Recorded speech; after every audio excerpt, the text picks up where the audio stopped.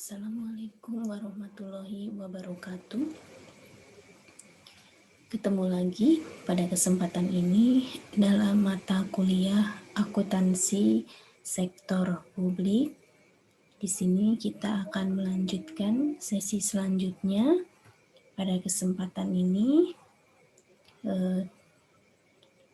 akan disampaikan mengenai di sini adalah akuntansi organisasi nirlaba. Ya, di sini terkait dengan akuntansi organisasi nirlaba. Nah, baiklah. Kita simak selanjutnya terkait dengan akuntansi organisasi nirlaba. Nah, sebelumnya di sesi sebelumnya kita sudah bahas mengenai organisasi sektor publik, mengenai jenis-jenis organisasi sektor publik, sifat dan karakteristik, dan lain sebagainya. Nah, pada kesempatan ini adalah terkait dengan organisasi nirlaba. Nah, di dalam organisasi nirlaba ini nanti akan terkait dengan akuntansi organisasi nirlaba yang berdasarkan dengan PSAK 45, yaitu Pernyataan Standar Akuntansi 45. Nah, kemudian kita ada diskusi dan ilustrasi.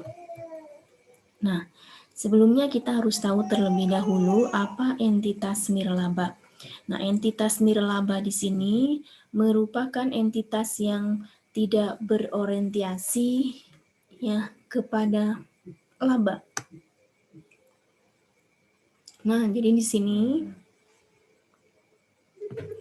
namun tetap memiliki kewajiban untuk mempertanggungjawabkan pemanfaatan sumber daya dan dikelolanya kepada penyandang dana dan society.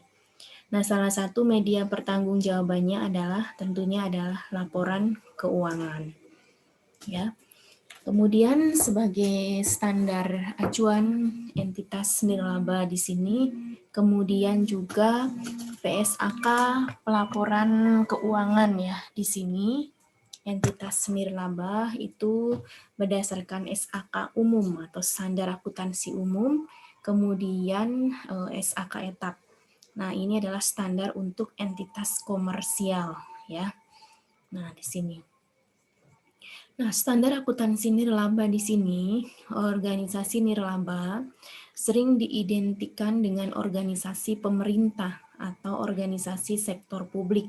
Nah, contohnya di sini adalah rumah sakit dan universitas.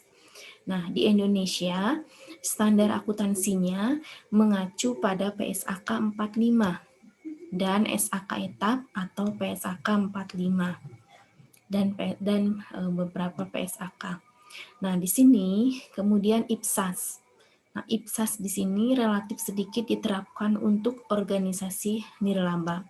Nah, jadi lebih banyak diadopsi dari PSAP. Nah, di sini PSAP itu pernyataan standar akuntansi pemerintah. Nah, selanjutnya praktik akuntansi organisasi nirlaba di Indonesia. Ya, di sini. Ormas yang menerima dana hibah wajib menyusun laporan keuangan sesuai SAK, sesuai standar akuntansi keuangan. Nah, tidak ada keharusan untuk menyusun laporan keuangan kecuali menerima hibah 500 juta dan total aset bukan hibah 20 M.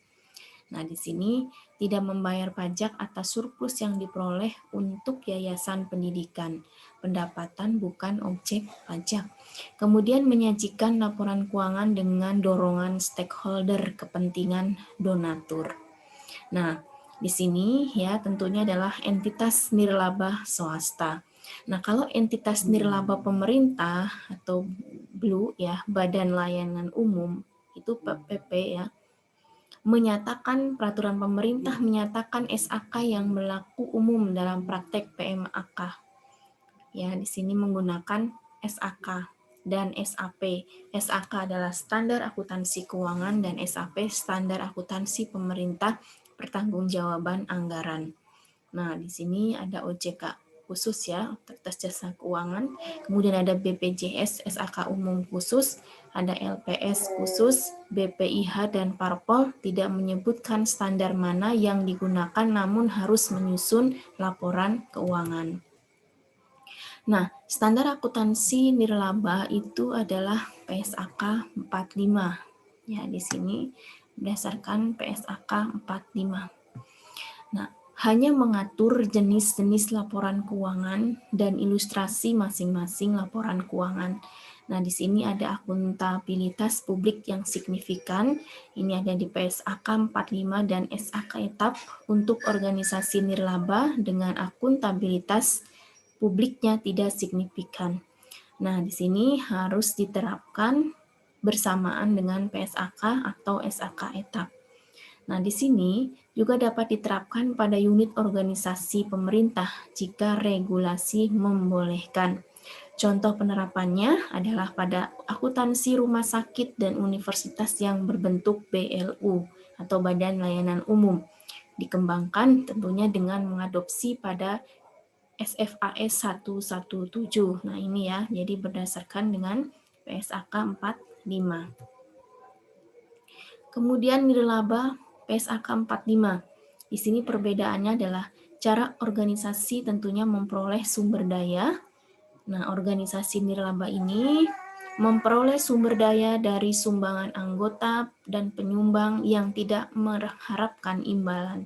Nah, di sini ada organisasi yang mendanai kebutuhan modalnya dari utang dan kebutuhan operasinya dari pendapatan atas jasa.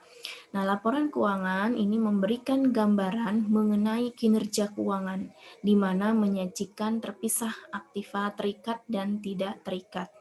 Nah, pertanggungjawaban manajer mengenai kemampuannya mengelola sumber daya organisasi yang diterima dari para penyumbang disajikan melalui laporan aktivitas dan laporan arus kas. Nah, ini terkait dengan organisasi nirlaba.